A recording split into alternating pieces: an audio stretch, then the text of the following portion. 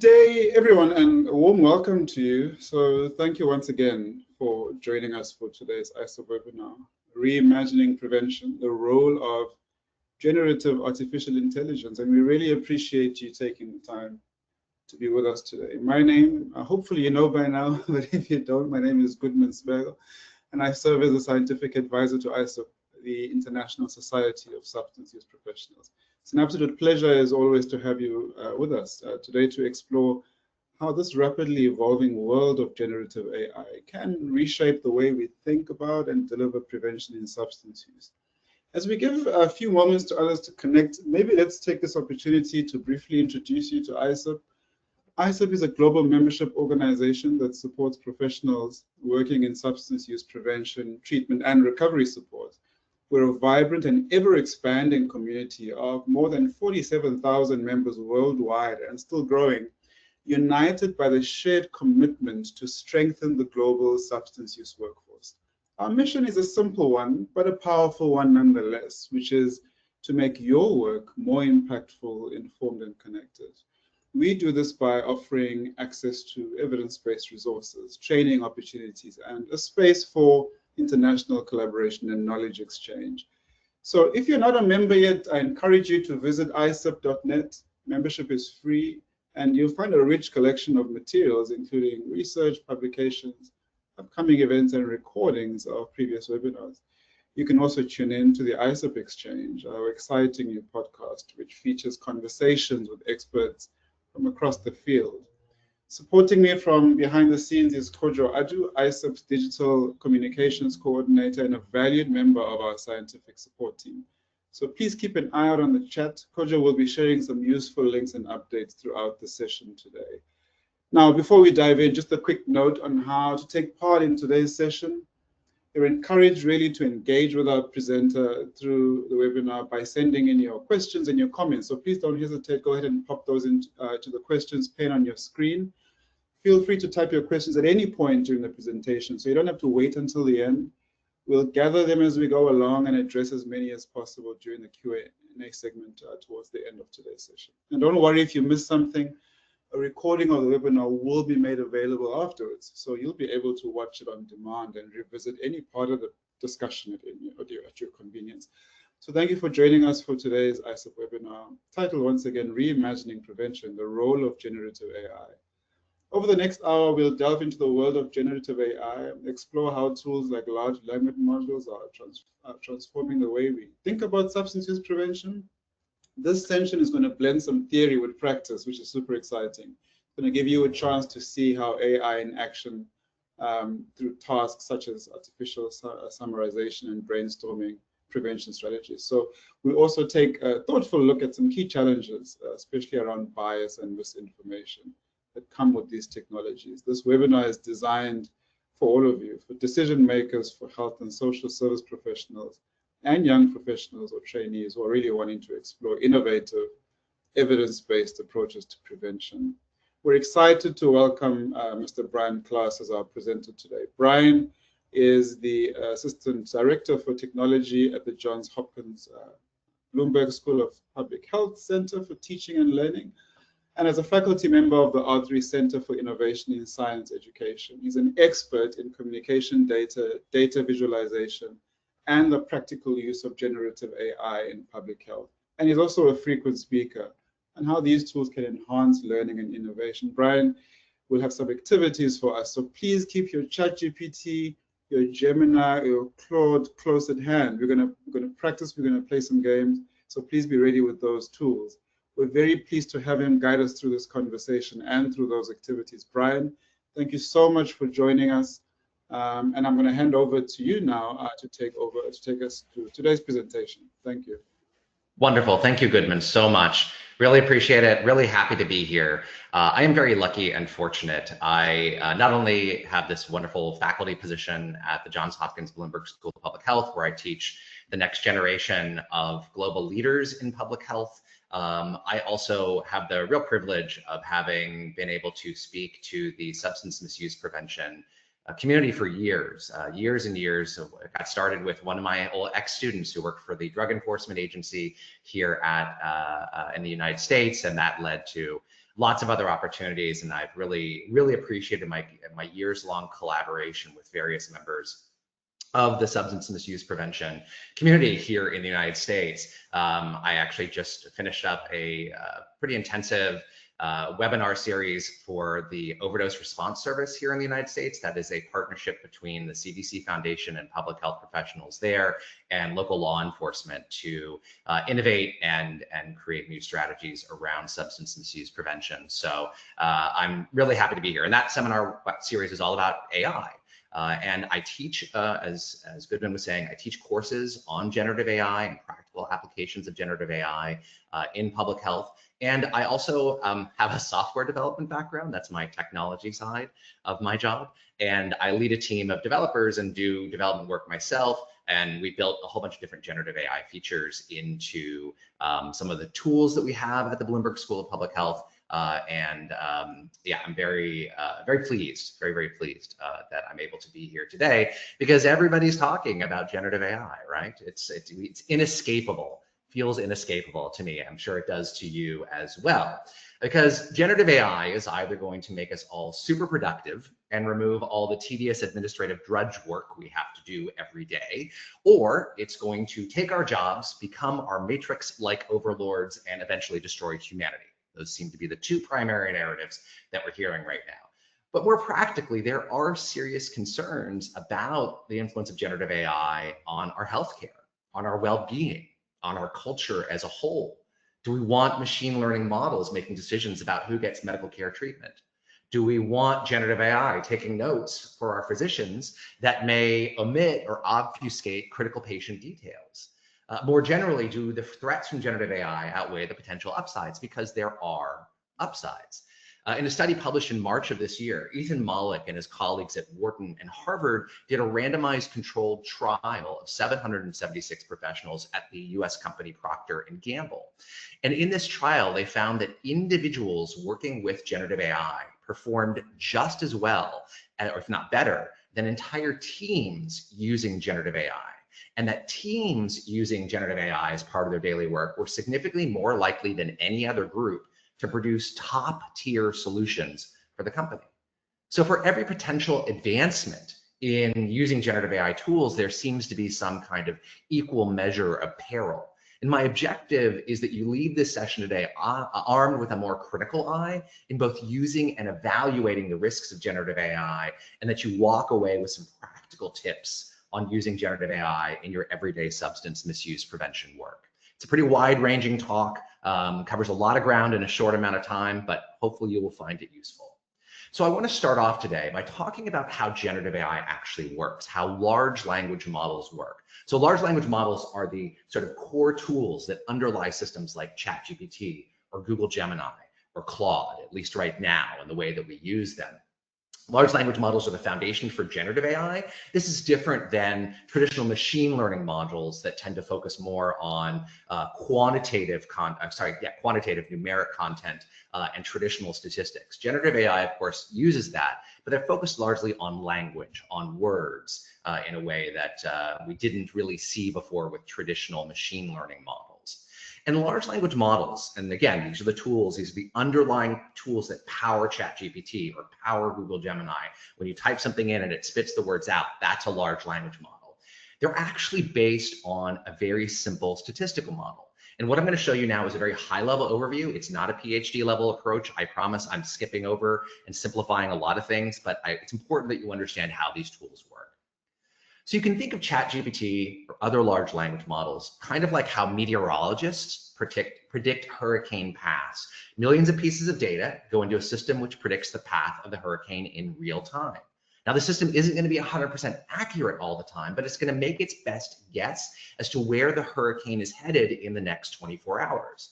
It uses data to generate probabilities for the path of the hurricane. And that's exactly what large language models do. The classic definition in computer science of a language model is a probability distribution over a sequence of tokens, or to put it more simply, over a sequence of words. So let's say we have a vocabulary of words represented by the V here. And then we also have a sequence of tokens of individual words, word 1, 2, 3, 4, 5, and so on. And a large language model here represented by P assigns each different sequence of tokens, each different sequence of words, a probability, a number between 0 and 1 that tells us, the users of this model, how, quote, good or accurate a sequence of tokens is. So let me give you an example of this. Let's say we have a vocabulary containing 6 words: 8, ball, cheese, mouse, the, green. The language model then assigns a specific probability to a specific sequence of those words in the vocabulary. So the language model would say the sequence mouse, the, cheese, 8 has a very low probability score.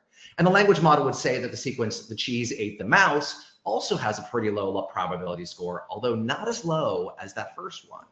The model would assign a much higher probability to the sequence of the words the mouse ate the cheese. So why would it assign that particular sequence of words a higher probability? They're just words strung together, right?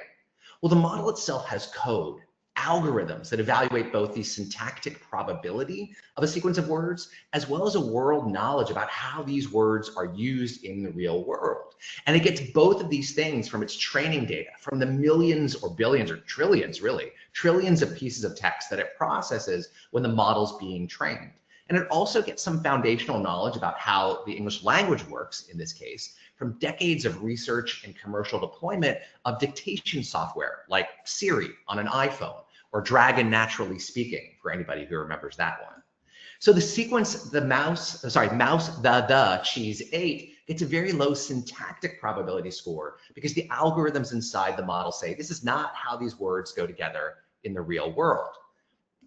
And the sequence, the cheese ate the mouse, also gets a fairly low probability because the world knowledge that the model has gained through its training also says, cheese doesn't eat mice, mice eats cheese.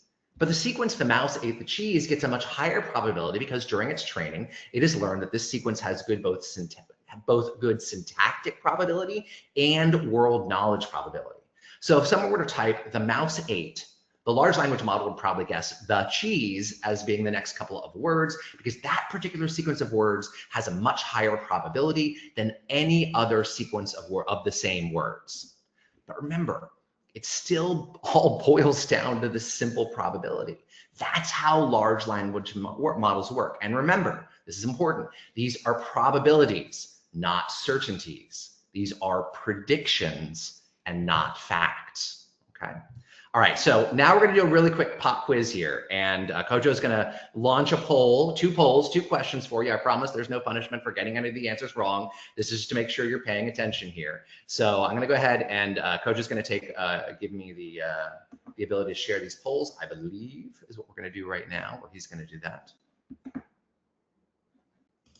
There we go. All right, so first up, first question for you in the pop quiz. How does a large language model like ChatGPT predict the next word in a sentence? Is it by using a fixed set of rules, by calculating the probability of word sequences, by randomly selecting words, or by following a preset narrative?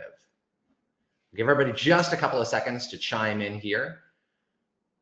And again, there's no punishment, no penalty for getting these things wrong. It's quite all right. All right, I'm gonna give it another 5 seconds and see what people say. Okay, I think that's good for this. I know that a lot of people haven't voted, but I do want to keep this moving along because the vast majority of you got the correct answer, and that is by calculating the probability of word sequences. That's all it does. These are probability machines, that's all. Kojo, the next pop quiz, the next poll, please.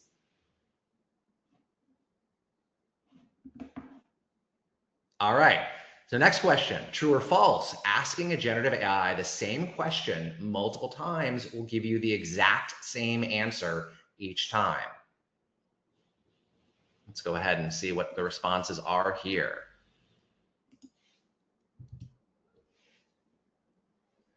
All right, people are voting. This is great. I'm really happy that there's so many people being so active and jumping in and voting on this because this is important. It's nice to see an active group. It's very early for me where I am in Rincon, Puerto Rico. I live on the west coast of Puerto Rico. And by the way, if you hear lots of noises, I was explaining during the talk today, I was explaining to Kojo and Goodman earlier that part of my ceiling, part of my roof collapsed last night.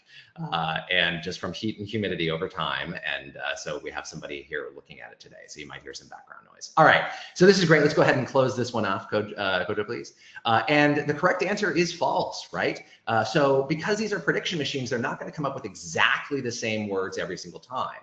Large language models are not always deterministic, meaning that it won't give you the same answer every single time. So if you were to ask ChatGPT or Google Gemini the same question multiple times, you would not get the exact same answer. Certainly not the exact same answer phrased in the exact same way multiple times. There are ways of making large language models a bit more deterministic, but that's generally not how these tools are used here today. So you may get the same core idea as in the answer, but the sort of actual execution and actual sequences of words that are generated or output that's generated will not be the same every single time. All right, thank you, Kojo, very much. I'm going to go back to my slides now.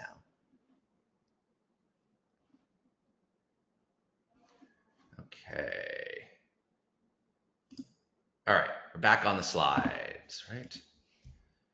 Yes, okay. Let me just make sure we're all on the same page. All right, great. So I want to spend a good portion of my time today talking about ways in which you can use these tools and take specific strategies that will help you get better results. So prompting is when you actually type into ChatGPT or Claude or Google Gemini. That's called putting a prompt into the system. You're prompting it for output is what you're doing. And so I'm going to share with you some prompting strategies that can help you work faster and smarter. This is stuff I teach my graduate students. This is stuff I've taught people all over. It's based on research. It's based on best practices within the generative AI community, and certainly generative AI in the public health and substance misuse communities as well. And I'm going to focus largely today on ideation and brainstorming, because that's where large language models are really very strong right now. We are busy working adults. Having a large language model come up with 50 ideas for a presentation is a whole lot faster and ultimately more creative than what we can do on our own, because the majority of us just don't have the mental bandwidth to do that kind of work.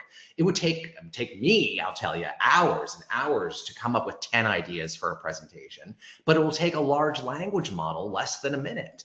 And what I'm going to show you today is these prompts I'm going to show you are starting points to conversations. You should absolutely have a conversation in that chat-based interface with ChatGPT or Google Gemini or Claude. Go back and forth. Have that conversation to refine the initial output so that it suits your needs. I'm just going to show you how to get started, sort of one-shot prompts that will get you started to get through a bunch of examples very quickly. But one-shot prompts rarely give you the exact output that you need. You usually have to go in and refine and iterate on what the large language model provided to you almost all the time. So please keep that in mind. And also keep in mind, and this is something that's I stress to my students, really is super important, and that is good prompt writing is a skill. Effective prompt writing is a skill. And like most skills, you can become better at it with practice. So the next time after today's webinar that you're going to go into ChatGPT, don't fall back onto your old habits. Try to include some of these techniques because they really make a measurable and meaningful difference in terms of the quality of the output that you get. Really makes a big difference. Because when it comes to prompting a large language model, the context you provide, the initial information you provide is critical. When you type a prompt into ChatGPT or Google Gemini, the tools always perform a semantic analysis on the prompt provided. They are not looking for exact textual matches. That's very different from how you search in Google. These tools are trying to understand entire sentences and their semantic structure. And they use something called a self-attention decoder to translate your prompt into generated output. And the quality of that prompt is very important. The details and the specifics of that prompt have a measurable impact on the quality of the output that the large language model generates. And tools like ChatGPT and Claude and Google Gemini can actually remember the entire context or most of the entire context of your conversation that you've had with it, and can improve their responses with refinement and asking more questions in response to your earlier responses.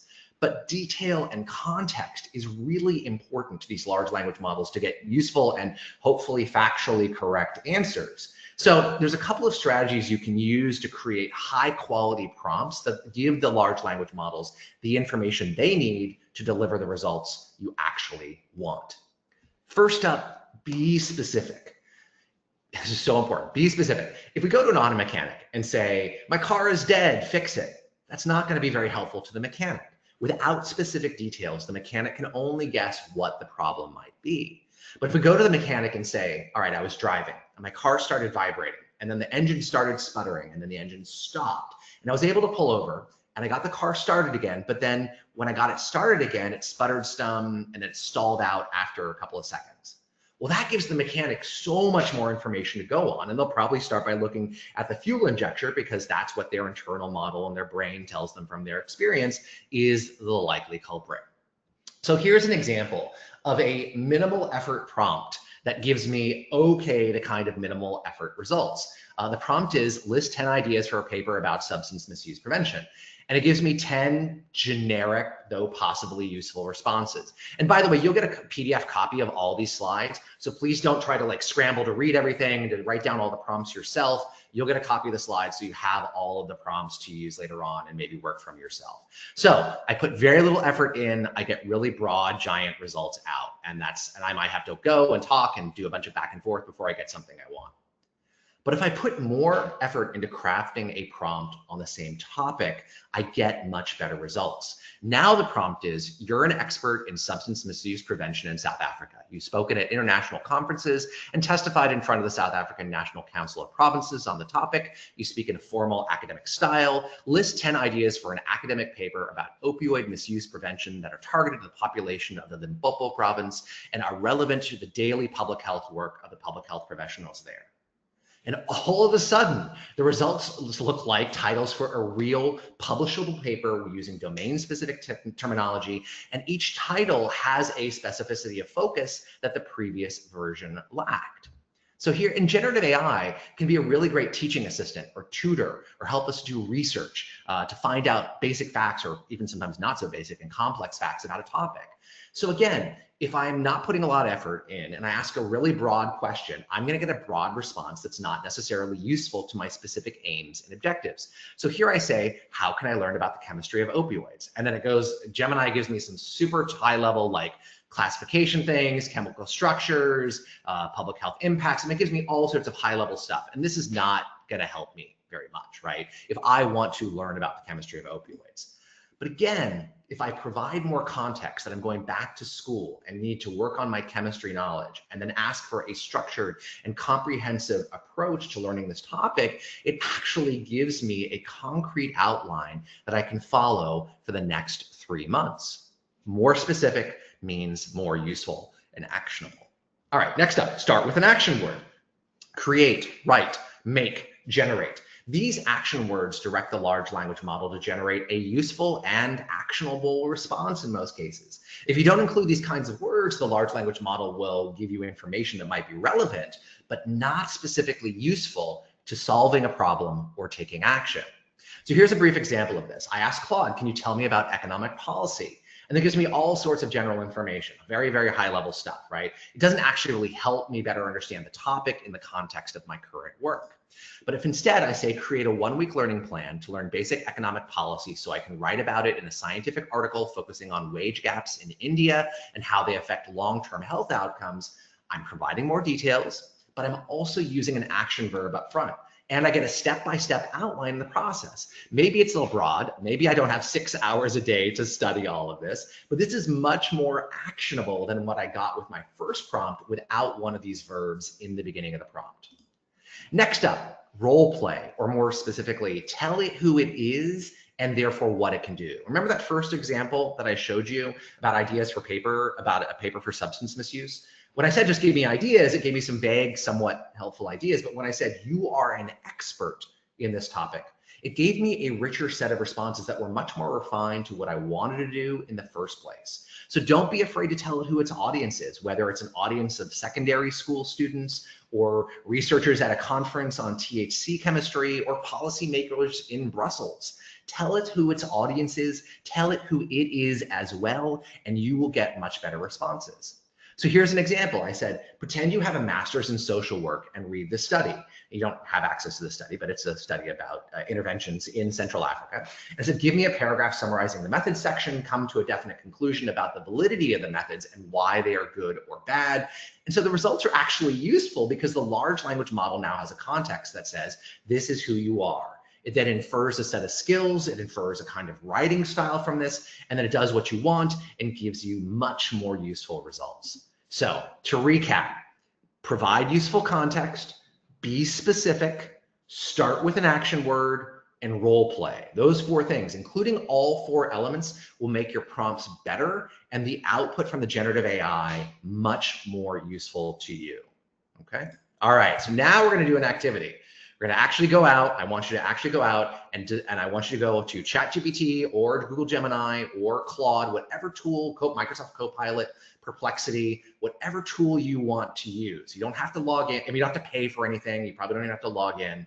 Use whatever tool you may have used before. You don't have to pay for it. If you can use the free versions, again, ChatGPT, Google Gemini, or Claude.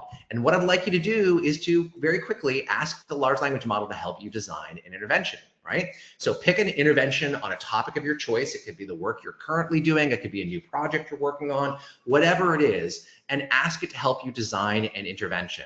And again, how you write your prompt is important, right? You want to provide context, you want to be specific, you want it to role play, and you want it to, where's the other one? Right, start with an action word or include an action word early and upfront on there, right? That's what we want it to do. Now, if you don't have any idea of what intervention or what prompt to do, here are 3 examples that you can use. You don't have to use these examples, but you can. First one, what are 3 evidence-based interventions to prevent binge drinking at Monash University? Or outline a support program for families affected by opioid addiction in Abuja, Nigeria?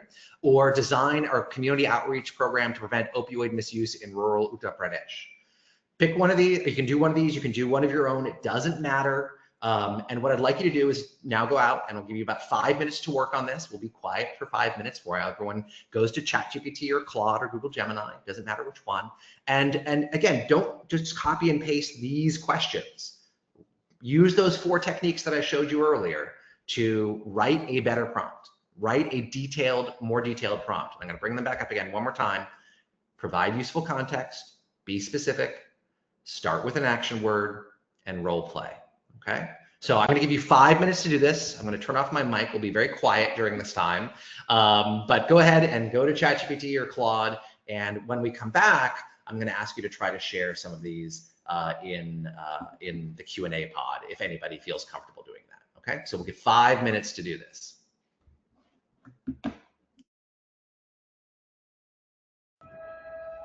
Brian, I wonder if we could use this time while our wonderful audience is busy with their activities to throw this single question at you that's just come in from Maisha.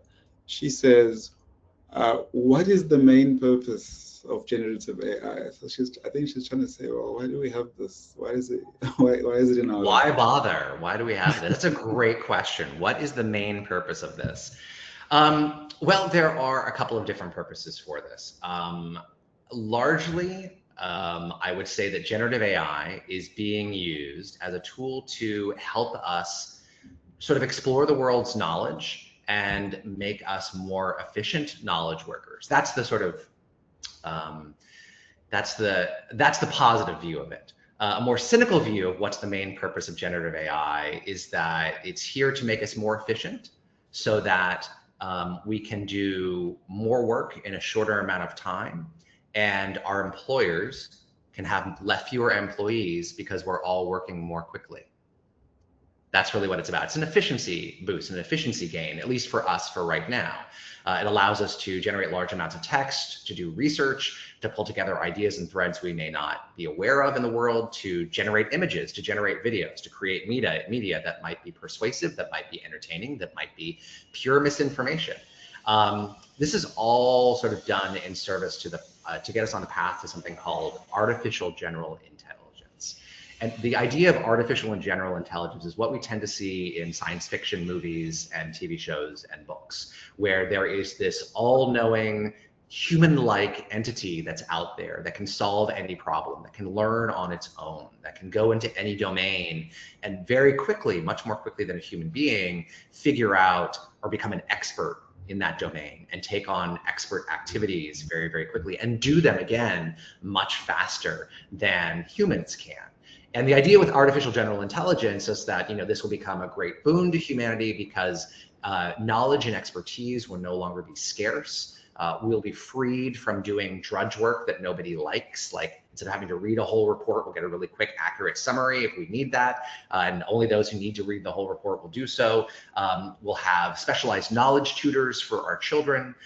We will have helpful assistants and robots that remind us that we need to do this at this particular time, or that we wanted to make chicken tikka for dinner, but we're missing ingredients for the tikka sauce at home, so we should go to the grocery store, could even order that and deliver it for us. All those things in our life. Whether or not this is a good thing is very much up for debate. It's very much up for debate. There are potentially huge, significant risks to not only generative AI, but certainly artificial general intelligence in terms of the impact on the world economy and our health and our environment. I'll talk about some of those potential risks and impacts in just a few minutes. But that's a really... Maisha says, thank you, you've sorted it. Yeah. All right, so I'd like to go back to, I think everyone's had 5 minutes. And if anybody would like to share, their prompt that they used, just put that in the Q&A pod. I can see that in the Q&A pod, and maybe the team Goodman or Kojo could see some of the prompts that are there.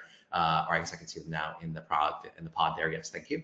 So if anybody wants to just copy and paste your prompt, something that you thought was useful or helpful, a prompt that you were proud of, a prompt that you thought worked well, would be great. I would appreciate that. If not, that is okay too. If anybody wants to pop one in there. If not, if nobody wants to share theirs, that's okay. I do understand. Ah, here we go. Some are going in there. Great. Great, great, great. All right, let's see. Davika, as a prevention specialist, helped me to design a substance use prevention program among high school students in the Hyderabad region by emphasizing on the need for prevention in schools. Great. So did role play and you're being specific. You might want to go a little more further into that and say, you know,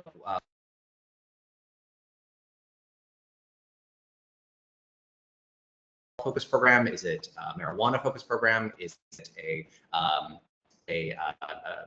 opioid or hard drug specific program as well? That's a really good start, Davika. That's exactly what you want to do. Let's see. Oh, that was Davika's. Let me go to another one here.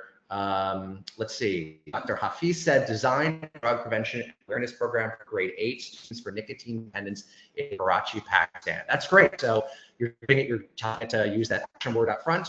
You're being specific about who it's for, who its audience is, right? Grade 8 students. You're talking about nicotine dependence in particular, and you're giving it a geographic specificity, right? You're saying that they focus on Karachi, Pakistan. These are all really good ways of making this work, you know, and getting something a little more focused and accurate response.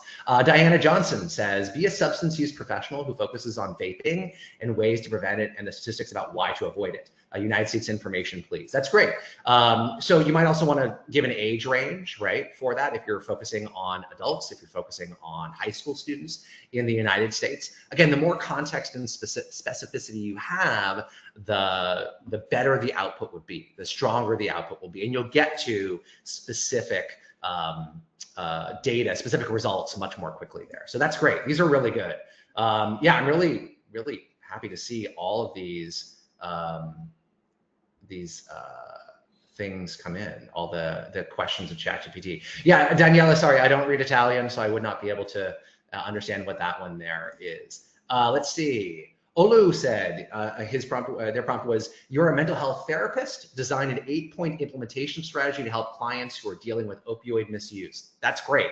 Again, you're giving it a role play, you're being specific, and the fact that you say like an 8-point implementation strategy really helps to narrow its focus, right? A lot of times when you're doing prompting, you want to help narrow the focus down on something very specific that you want the large language model to do, and I think that's really great.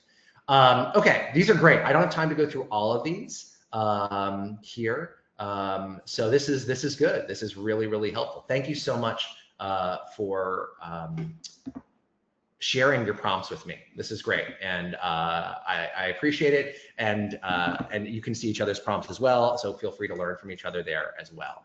But I'd like to move on now to some more content, because I want to make sure I'm mindful of time. And I want to talk about a couple of ways that you can save time by using generative AI as an assistant. And these are some things that generative AI is actually quite good at right now that can save you time in your daily substance misuse prevention work. And I'm going to go through these relatively quickly, as some of you might already be using generative AI in this way. But if you're not, you'll definitely save time using generative AI as an assistant in your job, not to replace your job, but as an assistant. So a really surprisingly challenging task, no matter what field you're in, discipline you're in the health sciences, is how do we find time to keep up with recent studies that influence how we're supposed to be doing our jobs every day? So this is a prompt that I use, that I've shared with a bunch of my colleagues at the Bloomberg School of Public Health, that really helps me get through a journal article or a series of journal articles. With a couple small adjustments to the prompt, I can do this with 2 or 5 different papers at the same time. But really, it's a focused prompt that really gets to what I want as a researcher, as a health science practitioner, looking at things like main findings, methodology, results, and implications. But I also don't have a lot of time to go into the details, and it may not be something I am super familiar with. So I say, write it so a general audience can understand it. So this is the prompt, and again, you'll get a copy of these slides, so don't worry about copying this down. But one thing you need to do when you're working with generative AI tools is make sure they actually read a whole document. If you're providing a Word document or a PDF or something like that, make sure it reads the whole document. Large language models can be weirdly lazy, and sometimes they'll read like the first 5 pages, but not the last 3. So make sure you tell it to read the whole document. And again, this kind of approach is not a substitute for deep reading. Important contextual details are going to be omitted, so it's a better tool for getting through a pile of articles quickly and picking the ones that are most directly relevant to your job and then reading those in close detail. Next up, summarizing qualitative survey data. And I'm focusing on qualitative survey data because generative AI tools still aren't really good at math, right? They are language focused by and large. They can't do deep multiplication, as we all know. So if you're gonna want to perform any kind of quantitative analysis in a tool like Excel. But where generative AI really shines is in its ability to sift through lots of qualitative data really quickly. I do this for the classes that I teach. I teach about 1,200 students every single year at the Bloomberg School of Public Health. And one of my classes, I teach almost 600 students a year. And we have these course evaluations that come in at the end, and they have open-ended responses to sort of essay questions, open-ended questions. I don't have time to read it through 600 responses. So I already get summarized quantitative data, like rate this course on a scale of 1 to 4. But instead of me reading 600 responses or 1,200 responses across all of my classes, I use ChatGPT to do this work for me. And it does it very well.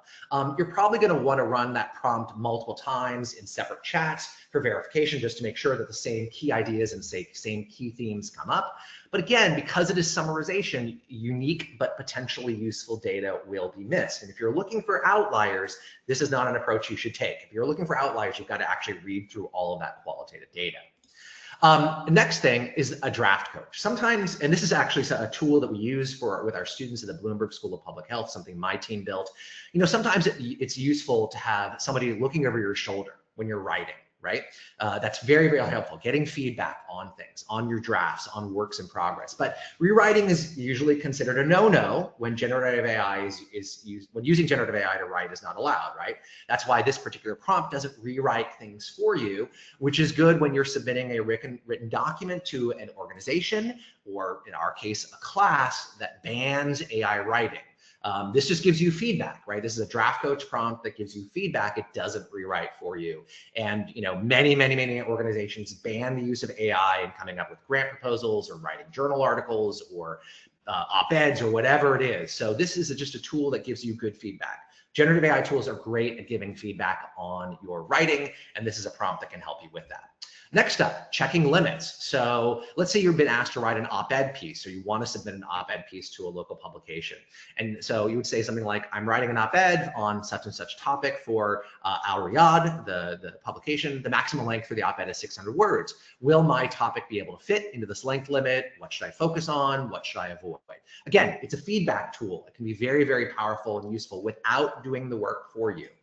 And using it, and another thing I would say when you're using generative AI tools is give it examples, example papers, example projects, example taglines, example multimedia images, because generative AI tools can kind of see using computer vision, as it were, or they can analyze images. And using examples is a really powerful way to get better results from a large language model and to explore novel approaches or ideas for implementation, especially in the health sciences. So you can say, here are some successful proposals for interventions funded by the National Anti-Drug Agency of Malaysia. Give me new ideas focused on similar interventions, but with different methods, right? So you're using examples, you're not copying exactly, you're just using the tool, the large language model, to generate a bunch of new ideas based on new ones. And that's a really powerful tool. Giving large language models examples is really powerful for getting the kinds of results that you want. But, you know, the reality is when you work with large language models, you got to experiment. You got to experiment. That's what it's all about. It's not going to give you, you know, a deterministic answer, the perfect 100% correct answer every single time. So you got to experiment a level, especially when you are asking it to brainstorm or ideate on things. So, and if your conversation's not working, just start another chat. If it says, I don't understand, or it's not giving you good output, just start another chat, right? If you like what was initially created, then instead ask the generative AI to refine the existing output. Because the first response, like many things in life, may not be the best or the most useful or the most appropriate. So you're gonna have to do some experimentation there. Okay, all right. So I'd like to wrap up today, and I wanna be mindful of my time. I wanna wrap up today with one of the biggest challenges that we as public health professionals, or that we as health scientists, or just as human beings face when using generative AI tools. There are many very real opportunities for harm in the use of generative AI. When I teach about this topic at Johns Hopkins, I deliver a 90-minute lecture that still only scratches the surface of this problem.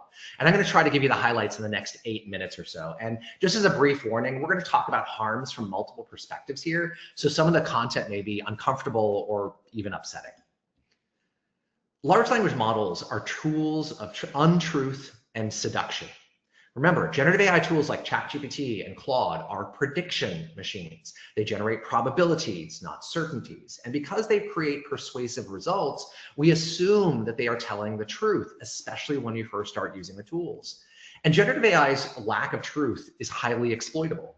A February 2023 study from Stanford University's Polarization and Social Change Lab showed that AI writing is effective at swaying human opinion on social issues like assault weapon bans, the carbon tax, or paid parental leave. And they use GPT-3, which is a much, much earlier version of what we have in ChatGPT right now, to generate this text.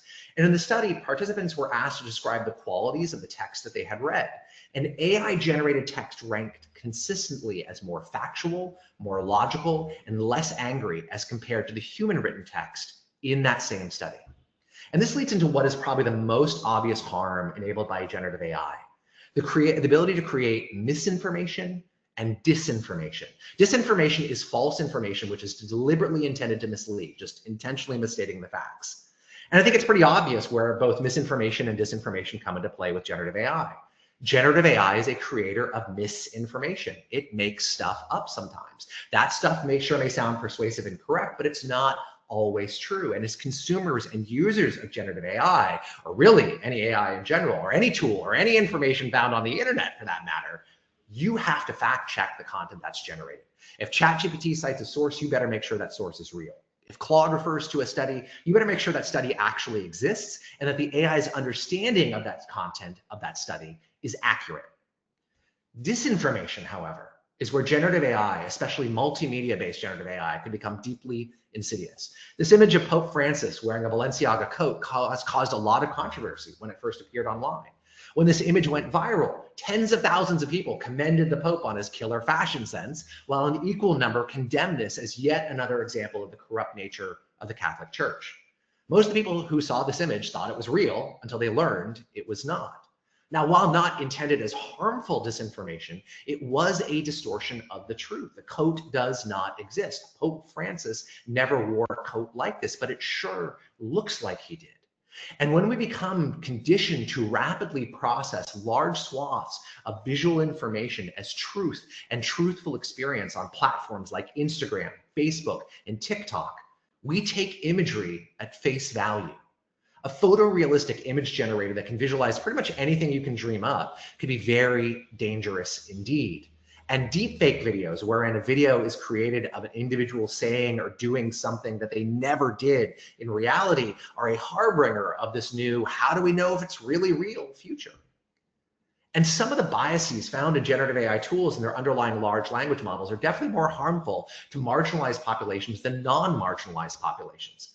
For the last decade, AI researchers have found a common phenomenon when language models are trained on public data sets. And that is, the model reflects the undesirable social biases in those data sets and often perpetuate harmful stereotypes because of the training data that's used. For example, if you've used Microsoft Outlook or Gmail in the last couple of years, you've seen the tools want to help you write faster by using autocomplete. And the same goes for word suggestions just above your keyboard on your Android phone or your iPhone. And researchers at Microsoft have shown that these autocomplete tools often show gendered assumptions.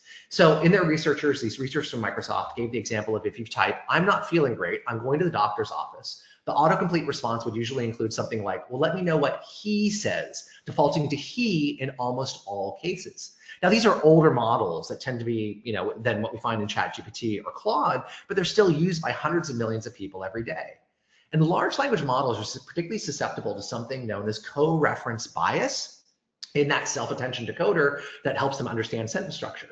Co-reference bias refers to the ways in which these self-attention decoders figure out which pronouns are most commonly associated with specific words, or in the case of this particular study, professions. Now, the researchers found that GPT-3 was 2.8 times more likely to display gender bias when asking questions about gender in professions that follow data on gender distributions in the US labor market. GPT-4 was even more biased, being 3.2 times more likely to display gender bias when asking questions about gender in professions. And the researchers on the study pointedly noted out that while OpenAI uses a technique known as reinforcement learning to prevent these kinds of biases in the outputs, they can't fix the stereotypical correlations that the models have already learned. So gender is one area of obvious bias and race is another. Racial bias is a systemic problem in artificial intelligence systems that attempt to match faces of known criminals to scans in airports or malls or on city streets. The US National Institute of Standards of Technology, or NIST, started a project back in 2018 to benchmark the accuracy of facial recognition systems because of their rapid growth in use across the United States. And just 1 year later, NIST found that most of these systems tended to be more accurate for white male faces than for people of color or for women. In particular, faces classified in their database as African American or Asian were 10 to 100 times more likely to be misidentified as those classified as white. False positives were also more likely for women than for men. And these systems, it's important to remember, are frequently used today around the globe by law enforcement to identify and sometimes arrest individuals for crimes they may not have committed. And racial bias finds its way to seemingly more innocuous and mundane applications of artificial intelligence as well. How many of you are using captions right now on this call, on this GoToMeeting thing, or in WebEx or Zoom, or when you're watching a show on Netflix or Hulu, right? One of the streaming services, or even on Facebook or YouTube. I do it all the time. It just makes me help understand what's being said in these shows. Well, a 2024 study by researchers at Northeastern University, Pomona College, and Stanford University showed that there's a significant difference in the word error rate on major video conferencing platforms, including Zoom, WebEx, Google Meet. And the word error rate is the proportion of discrepancy between the results of human transcription and machine-generated transcription of the same audio. And the word error rate for non-native English speakers on these platforms was higher than for native English speakers, and Black speakers had a higher word error rate than white, Asian, or Latino speakers on many, but not all, of the platforms. And this is not just about accuracy when dictating an iMessage to Siri. This is about voice command-driven services that are increasingly common in healthcare and customer service. An examination of public data sets used for training tools like ChatGPT also unsurprisingly found religious bias. A 2021 study showed how large language models associate Muslims with violence. If you ask questions that provide initial prompts like two Muslims walked into a blank, you get fairly awful completions like the ones displayed on the screen here. Stereotyping and bias was also found in specific words used to describe Islam and other religions, as you can see in the bar chart in the lower right corner of this infographic. Now, it's important to note that this particular study was done in 2021 against GPT-3, and most current AI companies are working very, very hard to avoid this kind of bias in their public products. That does not obviate the fact that these kinds of biases are inherent in training models on large-scale public data sets, just like ChatGPT, Google Gemini, Claude, Grok. All the large language models are all trained on. So I want to wrap up this section on harms in generative AI by looking at the environmental impact of these tools. Because whether you use ChatGPT or not, these tools are starting to have a meaningful, measurable impact on the environment in which we live every day. The computational power required to train a 1.8 trillion parameter model like GPT-4 is enormous. Add to that the thousands of millions of people who use ChatGPT or Claude or Microsoft Copilot or Google Gemini or Perplexity or Grok or Midjourney every single month. Each of those questions, each of those searches, each of those prompts, and certainly each of those image generators require additional and significant computational power. Compute is not self-sustaining, and it is not currently environmentally friendly. Alex de Vries, who's a data scientist at the Central Bank of the Netherlands, estimates that by 2027, in just 2 years, the current major AI players will use 85.4 terawatt hours electricity. That is more than what entire countries like Finland, Chile, Greece, Ireland, and Israel use in a whole year. Meta, the company that owns Facebook, Instagram, and WhatsApp, is building a new data center codenamed Hyperion that will be located in rural Louisiana in the United States. This data center will be approximately 2/3 of the size of the island of Manhattan in New York City. And when fully operational, it is expected to use 5 gigawatts of power all by itself. And it's not just electricity that generative AI is using at alarming rates. It's also the use of water. Typical data centers guzzle around 500 million, that's with a B, billion gallons of water every year. But the forthcoming generative AI-centric facilities will likely be even thirstier. New data centers are being built primarily for massive generative AI and machine learning operations, and these data centers will each likely require millions of gallons of water per day, according to water permit applications reviewed by the New York Times. Water consumption from a recent metadata center built in Newton County, Georgia in the US, has already caused wells in nearby homes to run dry. And on a global scale, journalists from the British newspaper The Guardian found 38 active data centers owned by Amazon, Google, and Microsoft in parts of the world already facing water scarcity, as well as 24 more currently under development by these companies in those same areas. And in February of this year, Xiaolai Ren and his colleagues at UC Riverside and Caltech estimated that air pollution from building, running, and maintaining data centers that power tools like ChatGPT or Gemini resulted in $5.4 billion in public health costs since 2019, specifically, and most specifically around air pollution, with costs rising over 20% from 2022 to 2023, which is the last year they had data for the air pollution costs to the public. AI chips are getting bigger and more power hungry. Public, private, and commercial demand for generative AI services is likely only to increase in the coming years as the capability of generative AI becomes more powerful. The power of AI chipsets will continue to come for the short term, certainly, with traditional fossil fuel-based costs and their impact on the environment and the public's health. So I think we all need to ask, what is our personal impact on this front, and how can we get these companies, and more importantly, our governments, to take the environmental impact of non-sustaining AI compute into consideration? But, and there's always a but, isn't there? These are still powerful tools. They are the least useful, least capable generative AI tools that we're going to use in our lifetimes. They still have a place in our daily work and our daily practice of public health and substance misuse prevention. We just need to engage in the process with open eyes and an understanding of the biases and the costs that may surface in what is generated for us.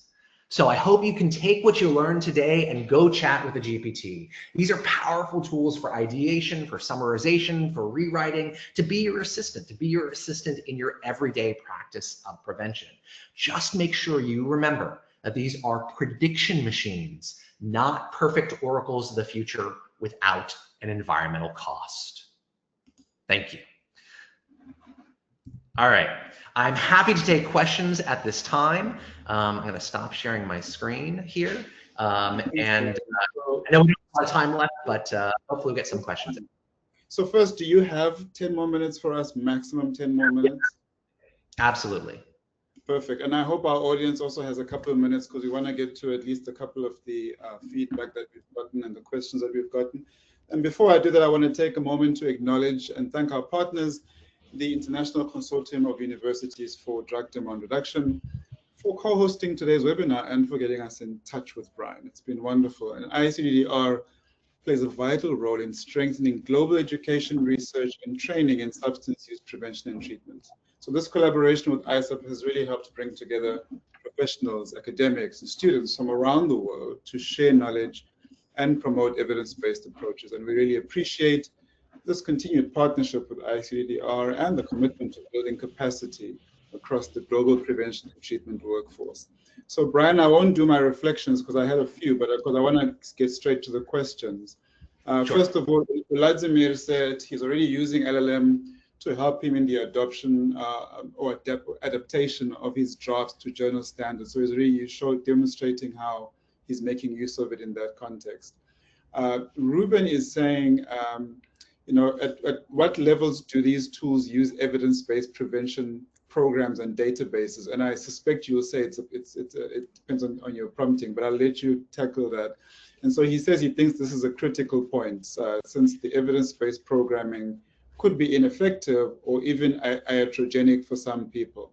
And so that's question one that I'd like you to think about. And the second question you could possibly lead into is Denise says, she's heard some educators are giving assignments to students to use AI in developing case studies when asking them to check all data accuracy and real citations. What are your thoughts on this? So those are two questions I'd like to pose to you first. Those are great questions. So the first one about evidence-based practices. So the great thing about large language models is that, at least right now, great or not great, depending on your perspectives, they consume everything that's out there on the web.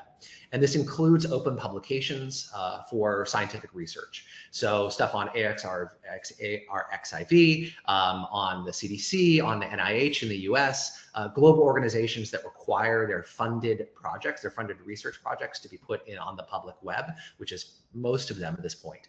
And these tools go out and they scrape this data and they build it into the training of the models. And they also do real-time searches where you can go out and find this information for you. And I will say that there's a series of tools in ChatGPT, Google Gemini, Claude. All the tools have a deep research tool. You can look for it, or it's just this research sometimes. And what these tools will do, and they are currently mostly available only to paid versions, paid subscribers of these tools, although I believe ChatGPT and Google Gemini give you 1 or 2 deep research tools a month. These tools will go out and they'll search the entire web. They use the most advanced, quote, reasoning models available in these services, and they go out and they search the entire web, and they will pull in evidence, and they will cite the evidence for you. There'll be a link to the study that they got this piece of data from, this fact, this statistic, this approach. So you can go out and verify. You know, you can look at it and say, okay, yes, I can see this comes from research at University of Pennsylvania, or I can see this comes from research at the University of Bern, wherever the research might be done. And you can follow up and make sure it's accurate and accurately cited.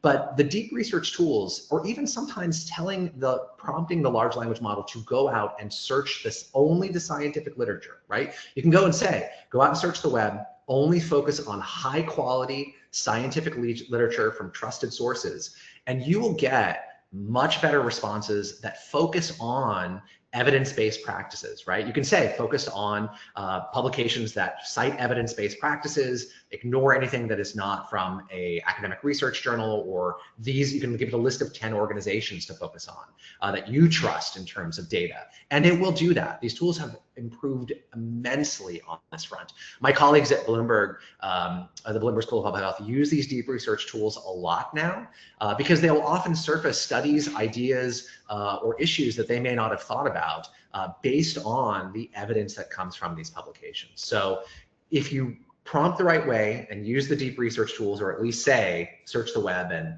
focus on high quality resources from these sources, then you're going to get evidence-based responses, which is great, which is really, really helpful.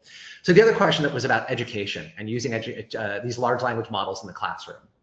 And this is a challenging topic for two reasons. I'm a dad. I have 3 young sons. My oldest son just graduated high school, but I will tell you, I'm sorry, my youngest son just graduated high school. I will tell you that he used ChatGPT a lot for his work. And we have had many discussions about the reduction, the obvious and clear reduction in critical thinking skills when you pass all of your critical thinking over to a tool like ChatGPT or Gemini or Claude. MIT did a study about a month ago, or maybe 6 weeks ago now, pretty well circulated study that showed that there is significantly less activity. They used fMRIs, functional MRIs, so they could see your brain patterns, brain waves in real time. There is significantly less brain activity, obviously, when you're using ChatGPT to do all the work for you. You're not making those profound neurological connections which will last a long time and that actually are the backbone of critical thinking. So there is that very real problem because teenagers are lazy. They have much more important things to do with their time. They want to be social. They want to hang out. They want to watch TikTok and not so much do the work.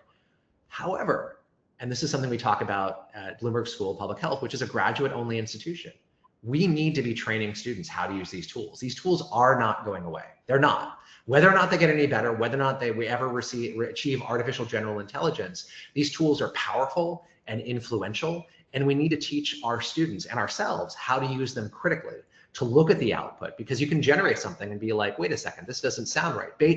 In order to have an effective working relationship with a large language model, you need to have a certain degree of expertise about that. You need to be able to look at this and be like, yes, this sounds right, or no, that's not quite right. And you know why it's not right because of your own certain degree of expertise. That's how you have a really productive working relationship with these tools. So at Bloomberg, I teach, like I said, I teach a couple of classes and we use generative AI and we talk about using generative AI and we talk about the ethics of using generative AI. And it is a challenge because for every student who's like, yes, I'm going to use this critically and think about it and use my own expertise, there's another student who's like, this isn't interesting me. I don't care about biostatistics. I'm just doing this because it's a requirement. And they use it to do all their thinking for them. And that's a real danger. And I don't know there's any good answers on how you stop humans from being lazy, because humans are naturally lazy creatures. Sometimes not in terrible ways. Sometimes in right. Sometimes not in terrible ways. Play, relaxation is good. Yeah, absolutely. And so, thanks again for mentioning that importance of developing an expertise and that allows you to engage with the output of the generative AI in ways that are meaningful and that you can cast out inappropriate information. This ties into Sadia's question and perhaps Maisha's further reflection, which is, does using generative AI take away individual creativity and independent thinking? So what are your thoughts about it? And I think that ties into Maisha's comment about whether you have any quick responses about pros and cons of using AI. Yes. So this is another great question because people think if everyone just uses generative AI for everything and generative AI is all trained on what's already out there, we'll never come up with new novel ideas. And that hasn't proven to be the case. Like I cited the study that I cited before, at the very beginning of the presentation, the Procter & Gamble study, those people involved in that work were professionals who had to engage in critical thinking, who were coming up with new novel products and new novel solutions to challenges that they had at Procter & Gamble. And they found that, again, using generative AI helped them produce top-tier solutions. And it was really that combination of human and generative AI that allowed them to do excellent and novel and creative work. Because a generative AI tool can come up with literally 100 ideas in a matter of seconds. But it's you as a human with your expertise, your experience, your compassion, and your knowledge that goes through that and says, no, this one, buried in this needle in the haystack, this is the great idea. I want to explore that further. And then you can ask the generative AI, like, well, what are the challenges? What are things, blind spots I'm not seeing? Here's what I'm thinking about this. How can I refine this further? What am I missing? And then really go deep on that and really come up with a solution that is truly, if not 1,000% novel, like earth-shaking, ground-shattering. A novel solution that allows you to explore your work in new and useful ways. So again, it is about that partnership. And we haven't seen, there's been multiple studies about creativity in large language models around in the health sciences, in manufacturing, in the hard sciences, and earth sciences, elemental sciences, so how you produce and manufacture things, all across the board. And all these studies have said that using AI does boost individual creativity and productivity and produces better outputs generally in the long run. Right. I think if nothing else, hopefully you've helped demystify AI and helped contextualize its location within our work and within how we engage with evidence, but also the fact that it doesn't take away from the need for us to still, improve our expertise, improve our knowledge, and still train ourselves to be able to interface with it in a responsible way. So I feel like we could talk for hours, but we're going to have to. We could. And Brian has promised that we're going to have conversations about how we can take this conversation forward. So please look out for communications from us. So thank you so much, everyone, for joining today's session. And a huge, huge thank you to Brian for guiding us through such an engaging exploration of how generative AI can strengthen and inspire our work in general, but specifically for you, our prevention work. This is going to bring us, Brian, I wish we could talk forever, to the end of today's webinar. We really appreciate your time and your participation, and we really hope you found the session helpful, relevant, and thought-provoking. And we really apologize if we couldn't get to your question or your reflection. So you'll get a follow-up email from us within the next 24 to 48 hours, and you'll get a link as well to watch a recording of today's webinar and become re-inspired and reinvigorated, I hope. And we also greatly value your feedback. So please do take a moment, complete a short survey that's included in the message. And your input is really going to help us continue to improve and tailor our future events. On behalf of ISSUP, ICUDDR, and Brian, thank you again for being part of this conversation. And we look forward to connecting with you in upcoming webinars, podcasts, and collaborative activities. Wishing you a wonderful rest of your day. Bye-bye. Thank you.